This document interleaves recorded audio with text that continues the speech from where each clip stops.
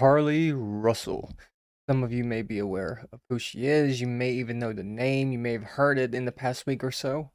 Well, Carlee Russell is a 25-year-old nursing student who recently went missing. Now, she showed back up um, without too much trouble. No, she did go missing for 2 days. She showed up safe and sound, and everybody was grateful. The problem, her story did not add up to where she was or what happened. What's interesting about this case was she was apparently driving home when she saw a toddler on the side of the road, calls the cops and her brother's girlfriend, and then she disappears. Okay, when she reappears, she claims she was kidnapped by a man with red hair and a bald spot on top of his head, along with the dude's girlfriend. Problem, story wasn't adding up. And the cops do what they normally do. They investigate, which is how you end up with Carlee Russell made an abduction-related internet search before her disappearance. Now, I'm not saying she's lying, but I'm saying she's lying.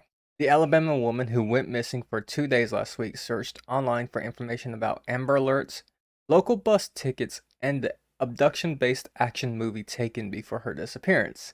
Now, I love Taken. That don't mean I'm going to go, fake my own kidnapping. But, Carlee Russell, a 25-year-old nursing student, disappeared on Thursday after calling 911 and her brother's girlfriend to report seeing a toddler wandering alongside the road.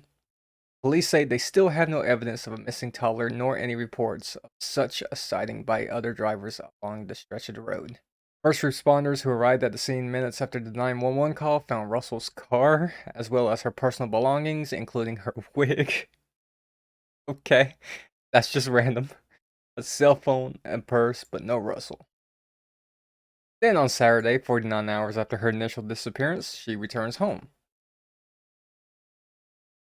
She told detectives that she had been kidnapped and held by two people until she was able to escape.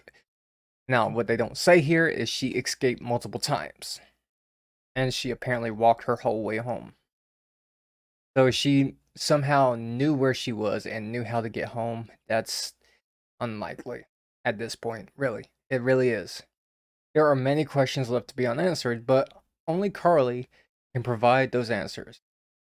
What we can say is that we've been unable to verify most of her initial claims made to investigators, and we have no reason to believe that there is a threat to public safety. On July 11th, 2 days before she went missing, Russell used her cell phone to search whether you have to pay for an Amber Alert. She also searched for the movie Taken and how to take money from a register without being caught on the day that she vanished as well. Russell told detectives that she returned home Saturday night after she had been kidnapped by a man who emerged from the trees near her car when she got out to check on the child. She said the man was described as having orange hair with a bald spot. He picked her up, she screamed, and then he forced her over a fence into a car. The next thing she remembered was being in the trailer of an 18-wheeler. Okay, so you have a solid foundation of what happened here. Now let's go to yesterday. Carlee Russell admits kidnapping and baby were a hoax, asks for forgiveness. This article is from Newsweek. I'll, of course, leave the link to this one and the other one in the description below. But for those of you unaware, they held a press conference yesterday or today, depending on when this video is released. Carlee Russell has admitted that her claims of being kidnapped earlier this month were false, according to the statement from Russell's attorney.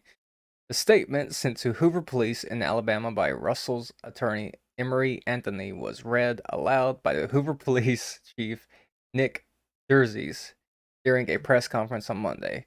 I will also leave a link to that press conference. I watched part of it. My client did not see a baby on the road. My client did not leave the Hoover area when she was identified as a missing person. My client did not have any help in this incident, and this was a single act done by herself. Now, here is the problem. She has already been caught in a lie. She admitted to lying, so therefore, you have no idea if there is somebody else involved in this or not. The statement also said that she was not with anybody during nearly 2 days when she was reported missing, nor did she stay at a hotel. My client apologizes for her actions to this community. She absolutely should. She apologizes to the community, the volunteers who were searching for her, to the Hoover Police and other agencies as well. As to her friends and families, we ask you for your prayers for Carlee as she addresses her issues and attempts to move forward. Understanding that she made a mistake in the matter, Carlee again asks you for forgiveness and prayers. Look, I'm all for forgiving and praying for somebody. In fact, the Bible tells us to do so. God cannot forgive us if we do not forgive others. But there still has to be accountability here. Too many people get away with falsely accusing others of crimes, and then when it comes out that they lied, there is no penalty on the person who lied. And this is no different in the matter. This is another Jussie Smollett situation. Jussie got off then, and she's getting off now. Yes, I'm aware Jussie Smollett actually spent a little bit of time in jail, but not what he was supposed to. Russell, 25, was reported missing on July 13th after making a call to the police dispatch regarding the abandoned Taller on the side of the road. Russell and her family members claimed that she was kidnapped after getting out of her car to check on Taller. However, police raised red flags about her story last week, saying they were unable to verify her claims. We went over some of those claims. Police said that she had several suspicious Google searches. Who doesn't? Thursday told reporters on Monday that the investigation to Russell's fake kidnapping story was ongoing, and the police are in discussions with Jefferson County District Attorney's Office about possible charges related to the case. Here's the kicker: she is absolutely going to get off. He noted that the facts that the police provided last week about Russell's case pretty much showed that we knew it was a hoax.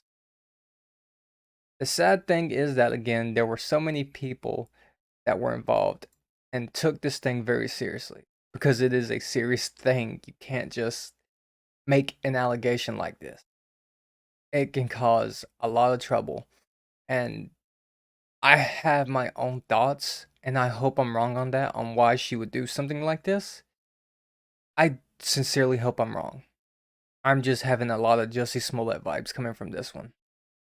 Again, we want to focus to bring her home. She got home, and we're very excited about that.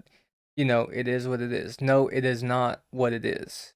You cannot just dismiss this like that. This is very serious. Oh, that's what's wrong with people. Police are working to total up a dollar amount for what was spent partnering with agencies trying to look for her. That's good. Police are not aware if there are any mental illnesses playing a role in the case. To be completely honest, she was probably just seeking attention or trying to start something. A spokesperson for the Hoover Police told Newsweek that additional information regarding the case will be available once Jefferson County District makes a decision on what, if any, charges will be filed. Yeah, like I said, I don't actually think they're going to charge her. I think she's going to get off free, and somebody else is going to copy this and do it all over again. And I hate to be that way, I really do, but what do you guys think? Do you think she actually has some worse intentions than what they're saying, or what's being portrayed, or was she just seeking attention? Let me know what you guys think in the comments below, and I'll see you guys next time.